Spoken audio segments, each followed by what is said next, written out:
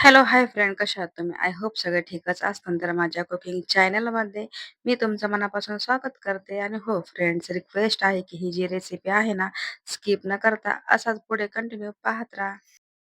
Race रेसिपीला सुरुवात करण्याच्या अगोदर तुम्ही माझ्या चॅनलला सबस्क्राईब केलं नसेल तर प्लीज माझ्या चॅनलला सबस्क्राईब करा आणि व्हिडिओजला लाईक आणि शेअर करायला विसरू नका. तर मी तुमच्यासाठी एक रोज नवीन छान-छान अशी रेसिपी घेऊन येत आहे. तर आज ही घेऊन आलेली आहे. तर हो, आपल्या रेसिपीमध्ये खूप खास आहे आणि ती रेसिपी कोणती आहे, तर ते तुम्हाला पूर्ण व्हिडिओ पाहिल्याच्या नंतरच कळेल. चला तर मग वेळ न घालवता रेसिपीला सुरुवात करूया.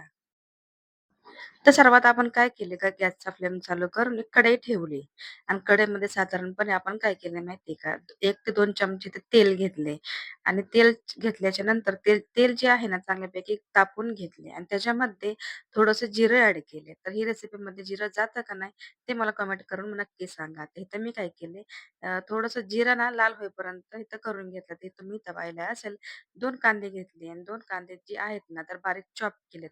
आणि आता तेलामध्ये आपण काय केले ॲड केलेत आणि त्याच्या आता काय करायचंय लाईट गोल्डन होईपर्यंत तेलामध्ये असंच परतून घ्यायचंय.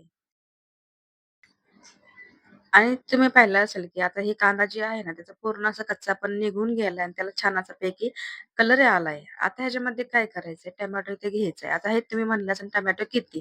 तर इथे घेतलेला आहे 1 टोमॅटो आणि ते तुम्ही पाहिलं असेल, की ते पण छोटे-छोटे असे कट करून घेतलेत. आता ह्याला पण काय करायचंय, तेलामध्ये परतून घ्यायचे, की जोपर्यंत ना तेलामध्ये चांगल्यापैकी विरघळत नाही, तर तोपर्यंत टमाटा पण जे आहे ना, तर तेलामध्ये परतून घ्यायचे. तर आता काय टोमॅटो आणि कांदा जी परतत आहे, पण त्याच्यामध्ये मी काय केले, अर्धा चमचा इथे मी घेतली लसणाची पेस्ट. तर तुम्ही तर पाहिले असेल, की आता ही लसणाची पेस्ट ॲड केली आहे. आता काय करायचे का का आता कांदा तर लाल झालाय आणि टोमॅटो लाल होत आलाय, पण त्याच्या दोन्हीपैकी आता ही सगळी जी जिन्नस आहे ना, ते चांगल्यापैकी तेलामध्ये परतून घ्यायची, की आपलं जे लसणचं पेस्ट ॲड केलं ना, त्याचा पण कच्चापण पूर्ण निघून जाईल. तर तुम्ही पाहिलं असेल, की लसूण पण आहे ना, तर चांगल्यापैकी त्याला आपण परतून घेतलंय. तर आपण कांदा, टोमॅटो आणि सॉरी लसणाची पेस्ट तेलामध्ये परतून घेतली. आता बेसिक मसाले ॲड करते.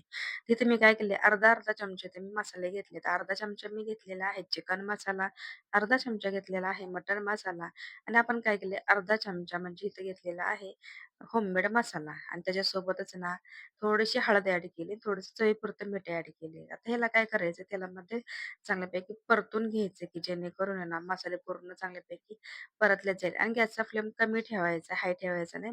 मसाला जे आहे ना, तो लगेचच जळतो.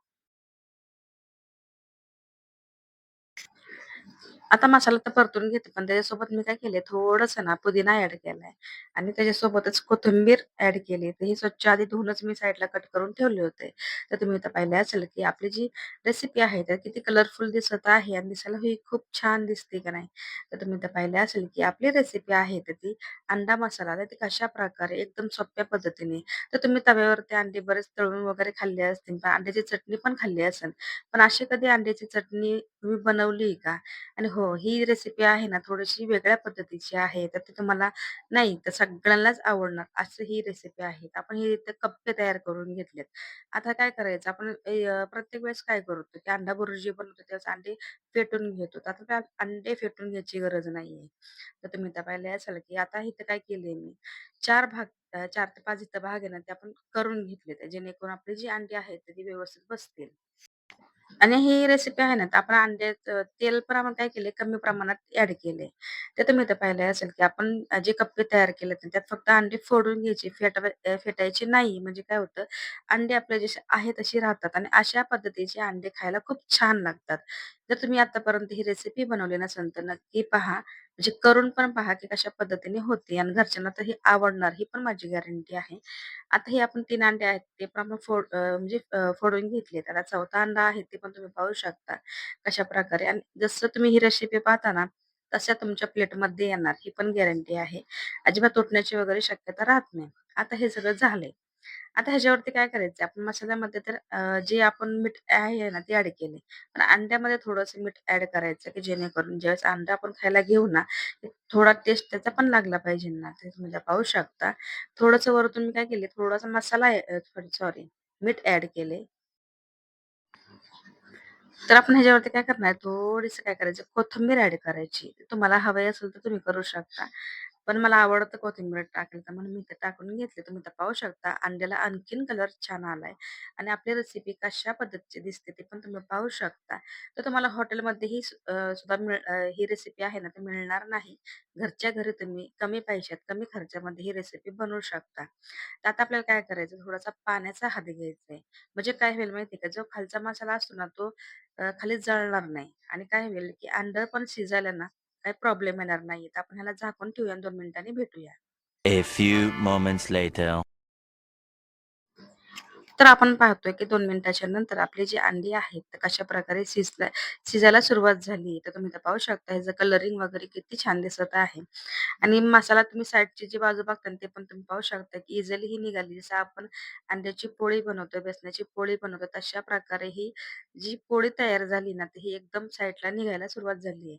म्हणजे ह्याचा अर्थ, की खालची साईड जी आहे ती शिजते आणि राहिली वरची साईड. आता ह्याला काय करायचं, परत आहे ना 2 ते 3 मिनिटासाठी ह्याला झाकून लावून ठेवून देऊया.